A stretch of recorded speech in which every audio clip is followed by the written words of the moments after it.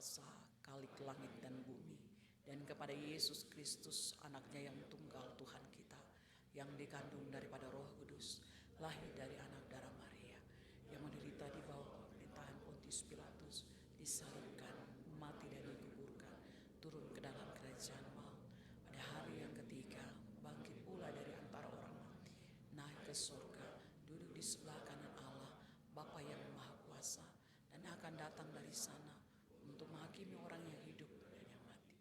Aku percaya pada Roh Kudus, gereja yang kudus dan am, persekutuan orang kudus, pengampunan dosa, kebangkitan daging, dan hidup yang kekal. Kita melakukan nyanyian rohani nomor 6 bait yang pertama.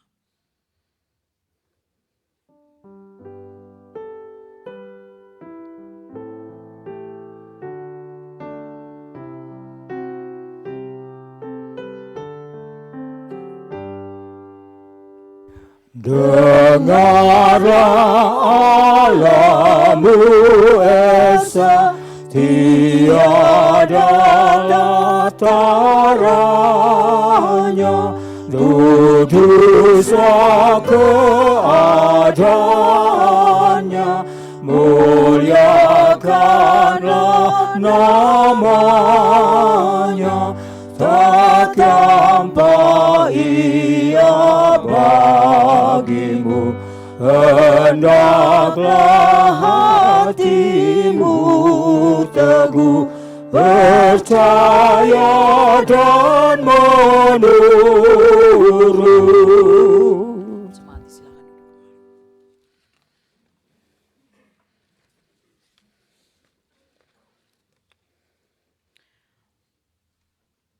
Mari kita berdoa. Ya Yesus, firman yang hidup, berilah kami hikmat-Mu, serta penuhilah kami dengan kuasa Roh-Mu. Dengan segenap hati kami memohon, tuntunlah kami oleh pertolongan kuasa Roh Kudus, agar kami dimampukan untuk benar-benar mengerti sabda kehendak-Mu, melalui pembacaan dan perenungan atas firman-Mu, sehingga bukan saja kami menjadi pendengar, tetapi dapat menjadi pelaku firman-Mu. Berfirmanlah Tuhan, karena kami sudah siap mendengarkan sabda firman-Mu. Di dalam nama Tuhan Yesus kami berdoa. Amin. Pembacaan firman Tuhan menurut Injil Markus pasal 14. Injil Markus pasal 14 ayat 66 sampai ayat 72. Injil Markus pasal 14 ayat 66 sampai ayat 72. Lembaga Alkitab Indonesia memberi judul Petrus menyangkal Yesus. Pada waktu itu Petrus masih ada di bawah di halaman. Lalu datanglah seorang hamba perempuan imam besar. Dan ketika perempuan itu melihat Petrus sedang berdiam, ia menatap mukanya dan berkata, "Engkau juga selalu bersama-sama dengan Yesus orang Nazaret itu." Tetapi ia menyangkalnya dan berkata, "Aku tidak tahu dan tidak mengerti apa yang engkau maksud." Lalu ia pergi ke serambi muka dan berkokoklah ayam. Ketika hamba perempuan itu melihat Petrus lagi, berkatalah ia pula kepada orang-orang yang ada di situ, "Orang ini salah seorang dari mereka." Tetapi Petrus menyangkalnya pula.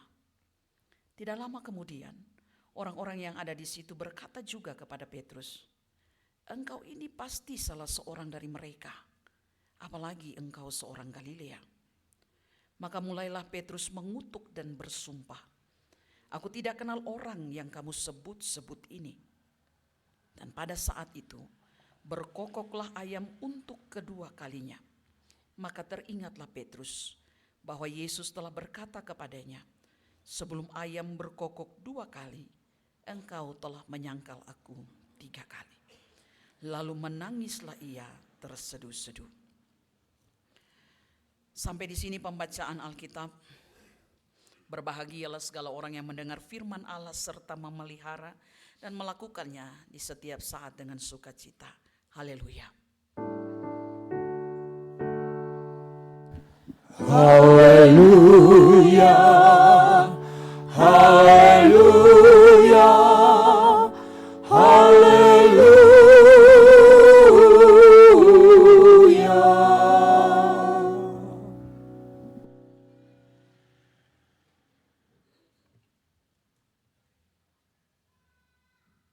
Kita akan menyaksikan fragmen HUT Jemaat ke-48.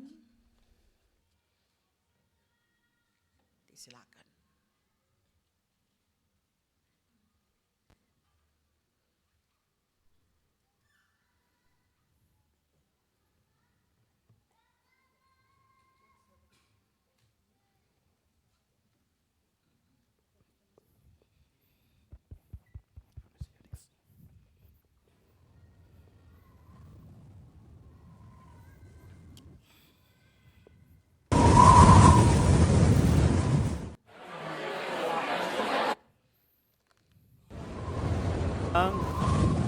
Produksi lagi meningkat, cerewet pun super duper di supervisor punya cerewet luar biasa. Lelah baru pelayanan sana sini. Pak ingat ya, malam ini ada usbu majelis. Bapak Pendeta telepon 3 kali tuh kak, tinggal cari Pak terus. Kau pikir saya kerja ya? Tidak capek kah? Jangan begitu toh. Jangan begitu karena mana? Ku sudah pernah ikut usbu majelis, ku sudah pernah ikut ibadah-ibadah rayun, ku juga tidak pernah ikut latihan. Kau ganti sudah saya kerja di atas sana. Aduh, jangan begitu. Ganti baju sudah, siap.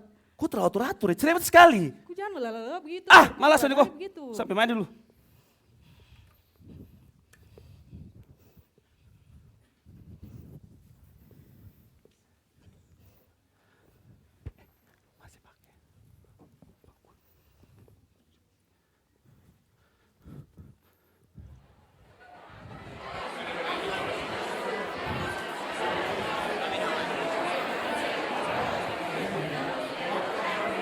Pak, Kaks, kok buat? Aduh, kau tahu toh baru pulang kerja lembur apa bilang. Baru kau capek. pulang begini masa kau tidak usbu? Biasanya kau usbu, kau capek Kak, Kaks? Itu sudah, salah dengan pelayanan.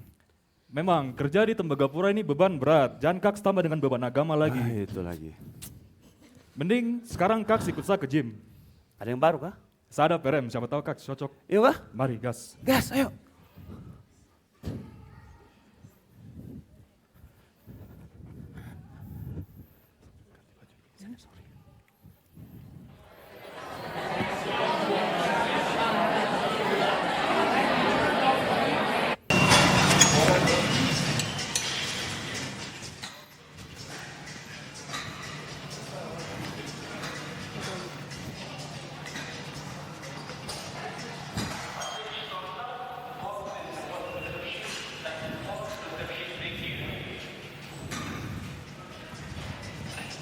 Kaks, ini yang saya bilang. Ih, cantik apa bilang? Mari kita teman kenalan. kan? Selamat sore Ade. Selamat sore, Dek. Ade kau kenalan dengan Kaks berteman dulu. Ah, iya boleh. Adek, kau pernama siapa kah? Nama Mingo kakak. Adek nggak mau tahu kah kakak semua pernama? Oh, kakak nama sebentar. siapa? Saya lihat kamu dua ini macam cocok, saya kasih tinggal kamu dua dulu ya. iya. Baru kak nama tadi siapa? Kak Berto. Oh kak Berto. Baru saya dengar kak ada masalah kak? Itu sudah. Ini keluar cepat langsung. Makanya kak datang ke tempat-tempat seperti ini. Begitu. Adik siap jadi kakak penempat pulang. Aduh, coba kak Bu Isra sama kayak Ade. Pasti berbunga-bunga setiap hari. Masalah belok langsung. Iya sih. Jadi saya nyaman dengan orang Kakak tua rumah bapak. mana? Kakak rumah sebelah sini. Gak apa-apa sih. Namanya orang belanja. Tahu usah dia juga tidak tahu kok dia juga di rumah kok. Oh, boleh. Apa-apa. Daripada tong bicara-bicara banyak di sini. Bagaimana tunggu apa di Max kah? Oh boleh, nggak mau di loop saja. Boleh, boleh. Oh boleh. Tuh ambil cu. Sip. Ajar.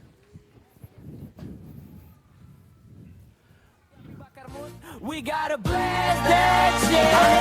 Ding ding ding ding tinggi baru ada. Warna kisi tiru. Adik ikutan kakak ikutan. Ikutan. Ih, kakak rumah mana? Oh, rumah sebelah sini kak. Oh maaf. Aduh kakak berat sekali Tuhan. Sabar.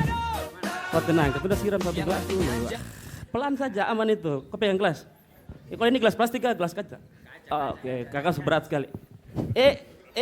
Aduh. Tipis-tipis saja. Hari masih panjang, kau tenang. Sudah, deh, kau jangan puji kakak begitu. Kau masih mau minum? Beli, nanti kakak bayar. Kau ajak semua yang ada di sini mau beli, ambil nanti kakak bayar, tenang saja. Kau pegang gelas. Kita lanjut, terus jalan. Kita bicara orang lain. Ini minum masih banyak. Kakak buang di saku ini terlalu banyak sekali. Gas, jalan. Kau tahan kakak. Aduh Tuhan, kau tahan kakak. Baik.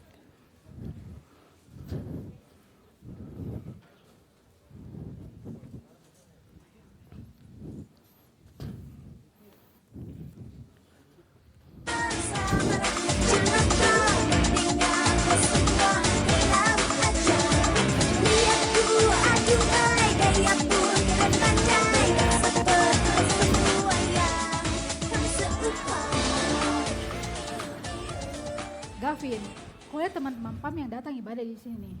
Dong, baju tuh itu saja, macam kampung-kampung kah?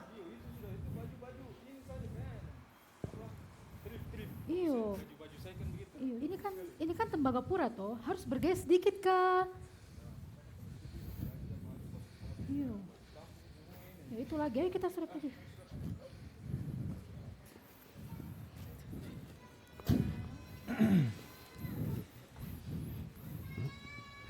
Oh iya. Hikmat.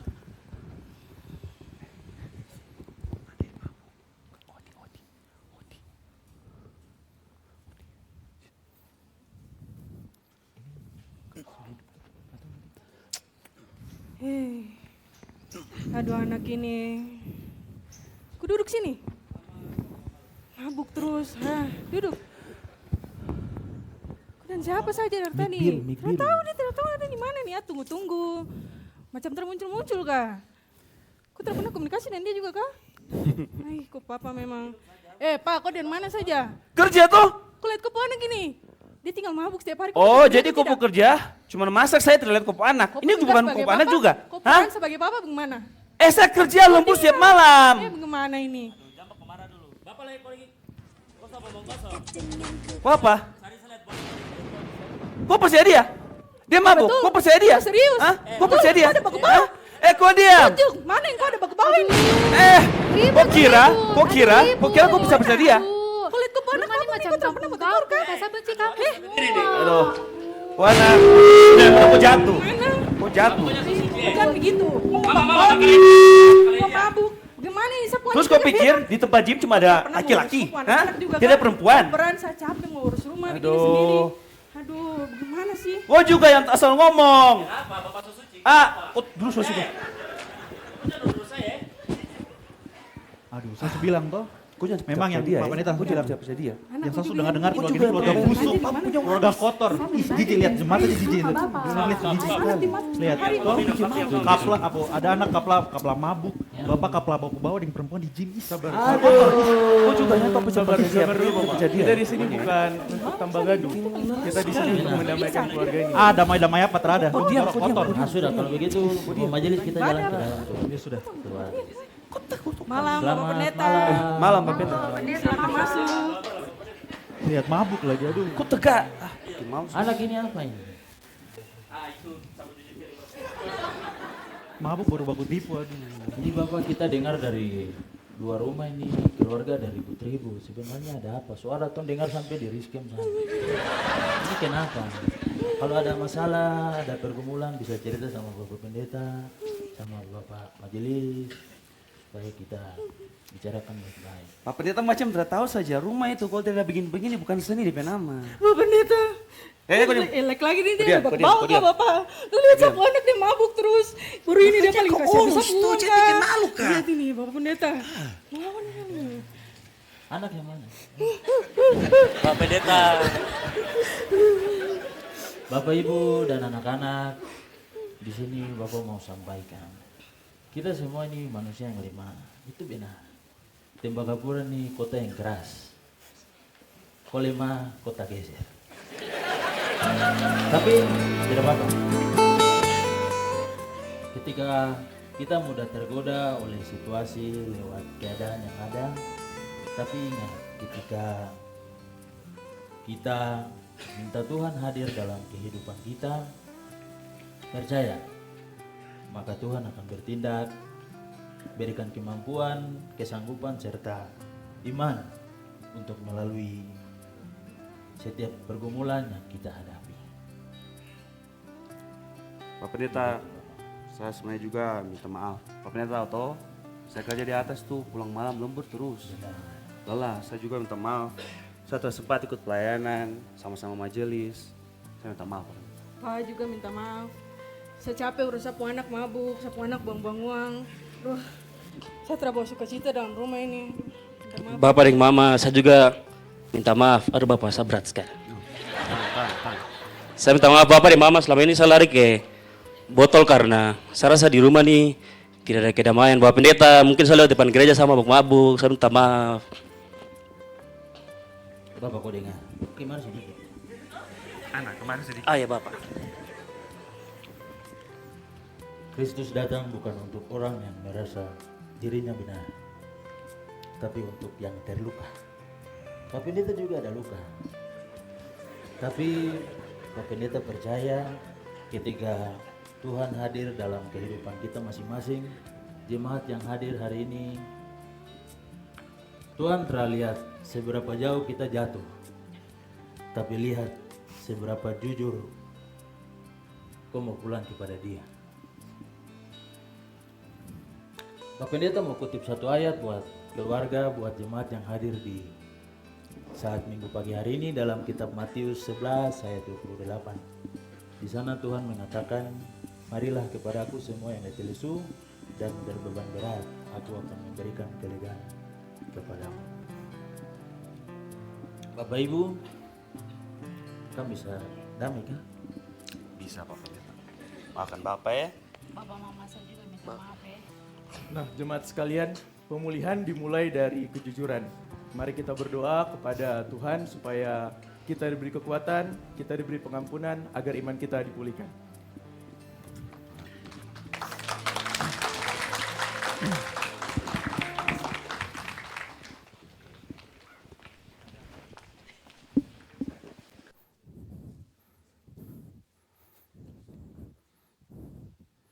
Shalom.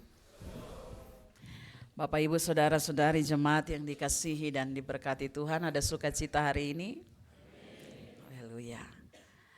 Jemaat yang diberkati Tuhan, memang lebih mudah ketika kita mengucapkan sebuah janji daripada ketika kita harus menepati janji itu.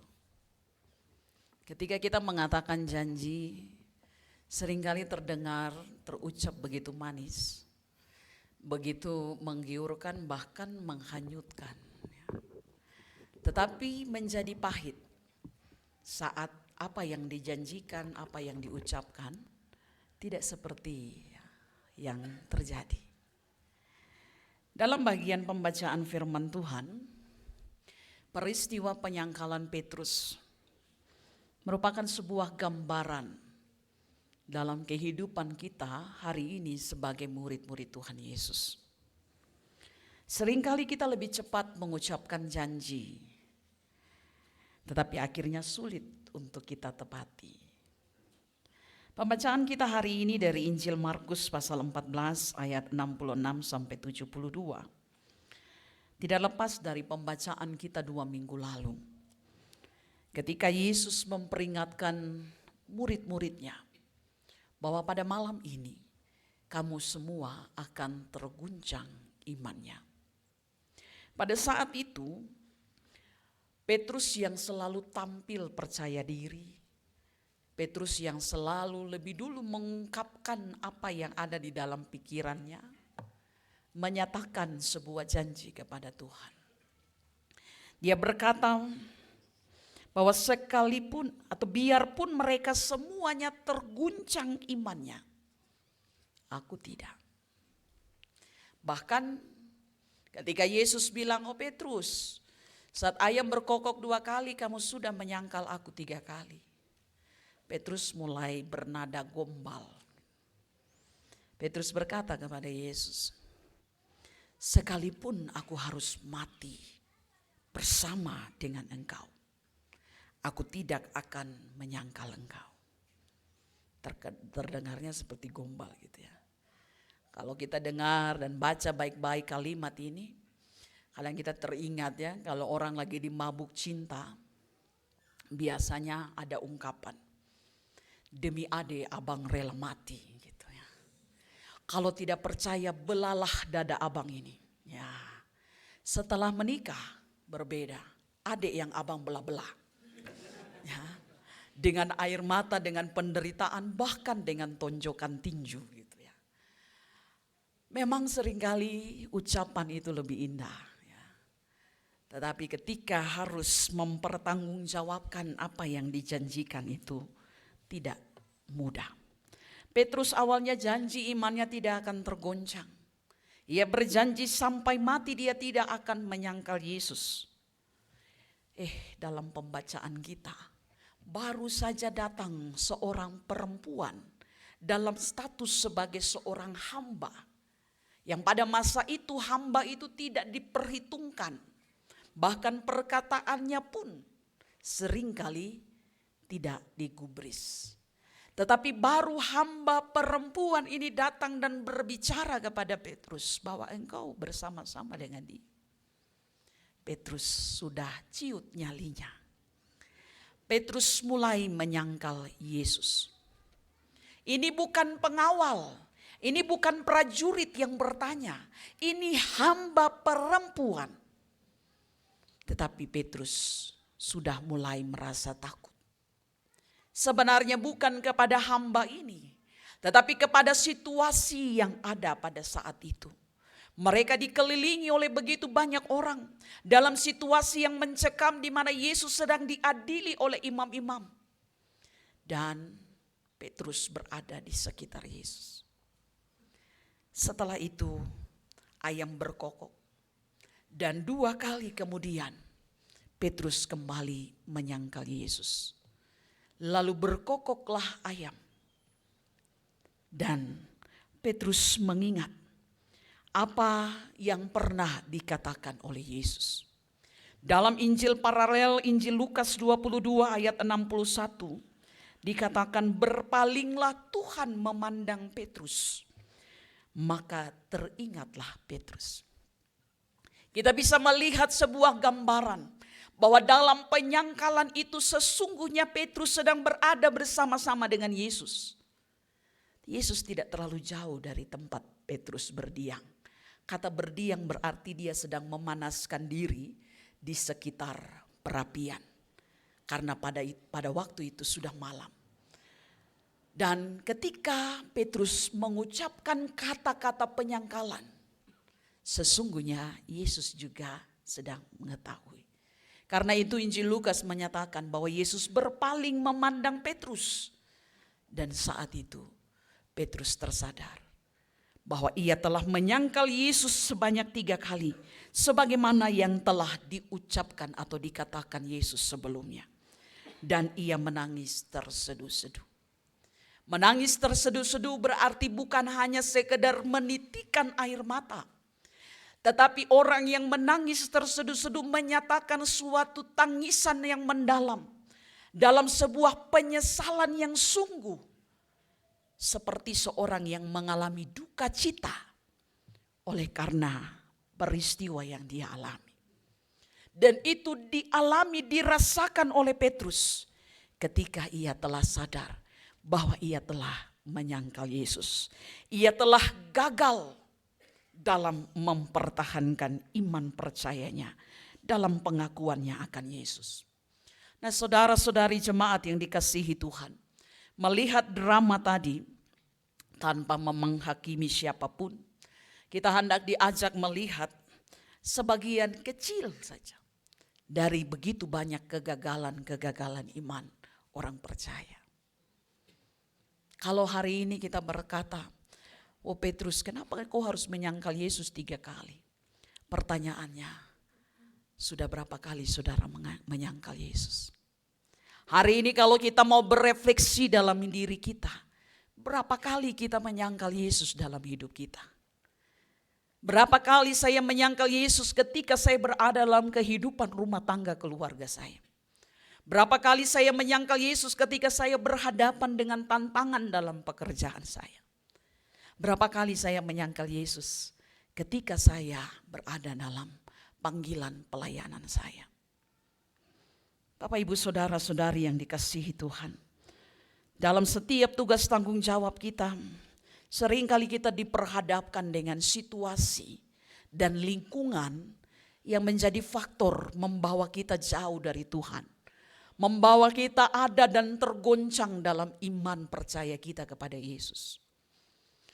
Dan seringkali kita diuji seberapa besar kita mengasihi Tuhan. Apakah kita siap untuk menjadi orang yang taat? Apakah kita tetap setia di tengah segala situasi yang kita alami? Apakah kita tetap bertekun ketika lingkungan sekitar kita menggiurkan kita dengan berbagai-bagai godaan dunia? Apakah kita tetap menepati janji-janji kita kepada Tuhan? Saat kita belum dapat kerja, mungkin kita pernah berjanji, ya, Tuhan, kalau saya dapat kerja, kalau saya Tuhan tempatkan di tempat ini, saya mau jadi pribadi yang selalu setia sama Tuhan, mengasihi Tuhan. Namun ketika kita telah menerima apa yang Tuhan berikan, kita lupa janji kita. Kita sulit memuliakan Tuhan lewat pekerjaan. Di tempat kerja mungkin ada banyak masalah kita buat. Ada banyak pelanggaran-pelanggaran yang kita lakukan. Dan kita tidak memuliakan Tuhan dalam pekerjaan kita. Saat kita belum dapat jodoh, kita bilang, Tuhan, ini sudah jodoh saya. Kalau bisa sama dia saja. Sebab bersama dia saya akan melayani Tuhan. Tapi ternyata ketika Tuhan kasih, kita semakin jauh dari Tuhan. Kehidupan keluarga kita berada dalam pergumulan yang berat. Dan semakin hari semakin jauh dari Tuhan dan pelayanan pekerjaannya. Saat awal mungkin kita menjadi majelis jemaat, kita menjadi badan pelayan unsur, kita menjadi guru sekolah minggu. Kita berjanji dengan sungguh-sungguh di hadapan Tuhan. Bahkan saat peneguhan, saat pelantikan, ada yang menangis terseduh-seduh. Ya. Menangis sampai pendeta Puswara tidak dapat dengar. Gitu ya. Saking menangis paling bongkar, paling besar. Tapi 6 bulan, 1 tahun kemudian, pendeta tanya, di mana yang kemarin dia menangis paling besar itu? Oh, dia muntaber. Apa itu? Mundur tanpa berita. Ya. Sunyilah dia gitu ya. Kita lupa akan janji kita. Sebab berjanji itu memang mudah. Tapi setia dan taat pada apa yang kita ucapkan dan dijanjikan, itu tidak mudah. Jemaat yang dikasihi dan diberkati Tuhan, di hari ini kita ada dalam Minggu Sengsara yang ke-7 dan kita juga ada dalam perayaan hari ulang tahun Jemaat GKI Kalvari yang ke-48 tahun. Kita merayakan sebuah anugerah penyertaan Tuhan bagi gereja ini. Kita bersyukur sebab Tembagapura bukanlah sebuah wilayah penginjilan dari GKI di tanah Papua. Gereja hadir karena ada persekutuan dari anak-anak Tuhan yang bekerja sebagai karyawan pada PT Freeport Indonesia. Yang bergumul, yang meminta kepada Allah di dalam Tuhan Yesus Kristus sebagai kepala gereja. Supaya gereja Tuhan berdiri menjadi wadah di mana setiap orang yang datang dan bekerja merasakan hadirat Tuhan, merasakan penyertaan Tuhan, dan berbakti memuji dan memuliakan Tuhan. Dan gereja ini berdiri di tengah pergumulan, di tengah situasi-situasi yang tidak lepas dari kondisi dari perusahaan. Maka ketika hari ini kita ada dan merayakan 48 tahun gereja ini ada, kita mau Tuhan hantar untuk melihat bahwa dari situasi demi situasi, dari pergumulan demi pergumulan, kalau hari ini kita ada semua karena anugerah Tuhan. Bukan semata-mata karena kehebatan sebagai manusia, bukan semata-mata karena kegagahan, kebolehan dan segala kelebihan yang ada pada kita. Tapi mau kita belajar bahwa semua karena kasih karunia Tuhan. Hari ini kita ada dan kita beribadah dengan sukacita, semua karena kebaikan Tuhan. Amin ya. Kita dihantar untuk melihat bagaimana Tuhan membawa gereja ini tetap ada berdiri di tengah segala situasi yang ada. Dan tema yang diangkat untuk perayaan Minggu Sengsara yang ke-7 tetapi juga HUT ke-48 Jemaat Kalvari sesuai dengan tema khotbah yaitu kasih Kristus memulihkan kegagalan iman. Saat kita mendengar kata memulihkan atau kata pemulihan, kita tahu bahwa ketika terjadi sebuah pemulihan atau recovery, itu ada situasi sebelumnya yang harus diperbaiki, yang harus dipulihkan. Berarti bahwa ada sebuah keadaan yang tidak baik-baik saja, ada sebuah keadaan yang tidak berjalan sesuai dengan yang diharapkan. Sehingga membutuhkan pemulihan, membutuhkan recovery.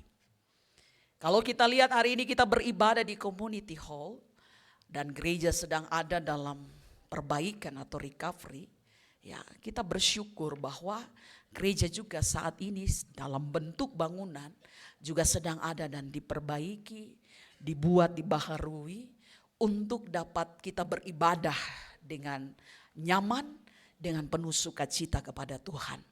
Tetapi juga kita belajar bahwa gereja yang adalah orangnya, yaitu kita. Ketika Allah hadir sebagai kepala gereja, Allah hendak memulihkan keadaan kita. Allah hendak merecovery kehidupan kita untuk ada dalam jalinan yang indah dengan Dia. Maka pemulihan iman terjadi ketika sebagaimana Rasul Petrus saat dia gagal dalam mempertahankan keyakinan imannya kepada Tuhan, ada titik balik ketika ayam berkokok 3 kali. Saat itu dia teringat firman yang diucapkan Yesus dan dia menangis dalam penyesalan. Maka ketika kita bertanya, lalu kapan saya dipulihkan dari kegagalan iman? Setiap orang akan mengalami masanya sendiri dalam bagian Tuhan, cara Tuhan. Entah itu ketika dia ada di tempat kerja, dia diberi peringatan supaya dia menjadi seorang yang punya kinerja yang lebih baik. Ketika dia ada dalam pelayanan, dia selalu diingatkan oleh firman Tuhan untuk bagaimana dia kembali setia dalam ketaatan kepada Tuhan. Ketika dia berada dalam pergumulan kehidupan rumah tangga, Tuhan ajar dia untuk semakin dekat lewat pergumulan itu. Setiap orang memiliki waktu di mana Tuhan mau membawa dia kembali kepada Tuhan. Dan karena itu menjadi pertanyaan, lalu kapan gereja mengalami pemulihan? Jawabannya saat kita merayakan HUT ini. Saat kita merayakan ulang tahun biasanya kita mulai merefleksi diri kita. Apa yang sudah baik dan apa yang akan saya lakukan di usia yang baru. Maka sebagai jemaat kita juga saat ini sedang merefleksi diri. Bahwa apa yang harus kita buat untuk melanjutkan pekerjaan pelayanan Tuhan yang dipercayakan. Saya mau mengutip apa yang diungkapkan oleh John F. Kennedy yang pernah berkata dalam pidatonya, jangan tanyakan apa yang negara berikan kepadamu, tetapi tanyakan apa yang kamu berikan kepada negaramu. Bagian ini hendak juga disampaikan bagi kita dalam merefleksi perayaan HUT ke-48 tahun. Jangan berkata atau bertanya apa yang bisa gereja GKI Kalvari berikan untuk saya, untuk keluarga saya, untuk pergumulan yang saya alami. Tetapi tanyakanlah apa yang bisa saya berikan kepada Tuhan melalui gerejanya. Sebagai wujud syukur kepada Tuhan untuk semua yang saya alami. Untuk semua berkat yang Tuhan anugerahkan dalam hidup saya. Apa yang bisa saya berikan untuk Tuhan melalui gerejanya. Memang benar. Dalam gereja kita tidak berjumpa semua orang yang suci. Ada juga pergumulan, ada juga tantangan. Tetapi kita belajar bahwa Tuhan memanggil setiap orang yang berdosa sebagaimana dikatakan dalam drama kita tadi. Bahwa Yesus datang untuk mereka yang menyadari dengan sungguh bahwa mereka adalah orang-orang yang berdosa. Orang-orang yang tidak sempurna. Untuk disempurnakan di dalam Kristus. Di dalam penebusannya. Lewat kesengsaraan dan kematiannya. Kita ditebus dari dosa-dosa kita. Lalu kita dibaharui dalam kasih-Nya. Untuk menjadi alat-alatnya dalam pekerjaannya. Dalam masing-masing tugas dan tanggung jawab kita. Sebagai pendeta, sebagai penatua Siamas, sebagai badan-badan pelayan unsur, sebagai guru-guru sekolah minggu, bahkan sebagai bagian perangkat pelayanan. Tetapi juga sebagai gereja, sebagai jemaat. Kita semua dipanggil untuk hari ini bertanya dalam diri kita, apa yang saya bisa buat untuk Tuhan? Ketika saudara lihat panitia lagi sedang bekerja, lalu saudara datang dan bilang, "Hai panitia, apa yang bisa saya buat kamu? Saya tahu kamu orang-orang hebat, tapi apa yang saya bisa buat?" Pasti panitia, "Oh Tuhan Yesus, terima kasih." Ya. Ada ungkapan syukur yang dinaikkan. Ada kemuliaan yang dinyatakan bagi Tuhan. Sebab kita menjadi gereja sebagai sebuah persekutuan keluarga besar. Yang dipanggil sebagai tubuh Kristus, di mana Kristus adalah kepalanya. Untuk menyatakan damai sejahtera dan karyanya di tengah dunia. Karena itu saudara, firman Tuhan bilang, hidup ini harus memberi buah. Dalam kesempatan yang Tuhan berikan, biarlah kita juga hidup menjadi berkat untuk persekutuan kita. Sehingga dimanapun kita ada, kita bertumbuh bersama di dalam persekutuan ini. Sebab apa yang kita miliki hari ini hanya sementara. Jabatan kita, pekerjaan kita, ada waktu di mana nanti kita pensiun, kita selesai. Tapi kalau hari ini Tuhan memberi apa yang menjadi bagian kita, jangan kita tanya lagi, majelis dong buat apa untuk saya, pendeta dong buat apa untuk saya. Tapi kita bertanya, kira-kira apa yang bisa saya berikan sebagai ungkapan syukur saya. Diberkati Tuhan di atas tanah ini, dipakai Tuhan di atas tanah ini, di tengah segala situasi yang kita alami. Sebab dari itu kita bertumbuh di dalam Tuhan. Dan daripada itu juga kita hidup memuliakan namanya. Saudara yang dikasihi dan diberkati Tuhan. Maka dalam bahagian firman Tuhan kita belajar. Bahwa hanya Yesus satu-satunya tempat untuk memulihkan hidup kita. Dari segala kegagalan iman. Hanya Yesus tempat untuk kita berserah dari segala pergumulan hidup kita. Jangan kita lari ke tempat lain. Seperti drama tadi. Seringkali ada yang lari ke minuman, seringkali ada yang lari kepada lingkungan-lingkungan yang lebih berat lagi yang membawa dia semakin jauh dari Tuhan. Ingatlah bahwa ketika kita merasakan, ketika kita ada dalam titik penyadaran diri, saya sudah jauh dari Tuhan, kembali sama Tuhan. Karena Tuhan tidak pernah memandang siapa kita, tapi Dia melihat hati yang mau merendahkan diri di hadapannya untuk diubahkan menjadi baru dalam karyanya. Dalam perayaan HUT ke-48, Allah memanggil kita untuk menjadi alat dalam pekerjaannya. Maka berikanlah apa yang bisa kita berikan untuk pekerjaan Tuhan. Mungkin waktu kita begitu sempit, mungkin tenaga kita tidak begitu banyak. Tetapi apa yang bisa kita berikan, berikanlah untuk Tuhan. Dan yang terakhir, jangan hanya berjanji, tetapi bagaimana kita membangun komitmen dengan sungguh-sungguh. Minta Tuhan selalu menolong kita dalam pekerjaan kita, dalam seluruh tugas panggilan kita. Minta Tuhan untuk memampukan kita. Minta Tuhan untuk menguatkan kita. Agar kita terus dipakai menjadi alatnya dalam segala maksudnya. Selamat memasuki minggu sengsara yang ke-7. Selamat memasuki usia 48 tahun jemaat GKI Kalvari. Tuhan Yesus memberkati. Amin.